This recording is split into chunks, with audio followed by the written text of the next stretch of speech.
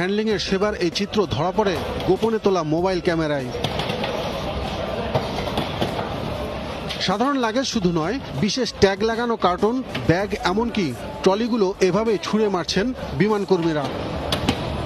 একটা নতুন ট্রলি আজকে নিয়ে যাচ্ছেন, একটা ফ্লাইটে যেতে পারবেন, পরে দেখবেন একটা পা নাই অথবা হ্যান্ডেল ছিঁড়ে গেছে। এগুলো কষ্টের জিনিস না, এগুলো তো এমনি আসে না, তো এটা তো যত্ন সহকারে বের করা উচিত। এখানে আসলে আমাদের নিজের ব্যাগে আমরা চিনতে পারি না এটা কি আমার ব্যাগ না কার ব্যাগ। লাগেজের ভেতর কি আছে তা দেখার বা জানারও প্রয়োজন মনে করেন না এসব গ্রাউন্ড হ্যান্ডলিং কর্মী।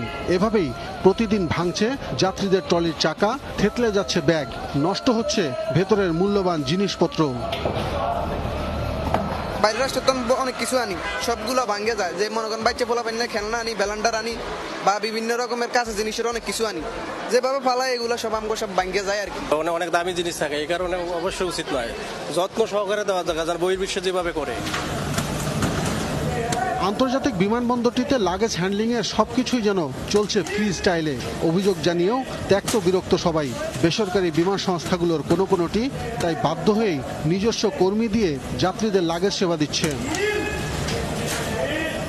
প্রত্যেকটা এয়ারলাইন যারা বিদেশ থেকে আসে তারা এটা নিয়ে বারবার প্রতি মাসে যে এয়ারপোর্টের একটা মিটিং হয়, তারা তাদের এই সমস্যাটা তুলে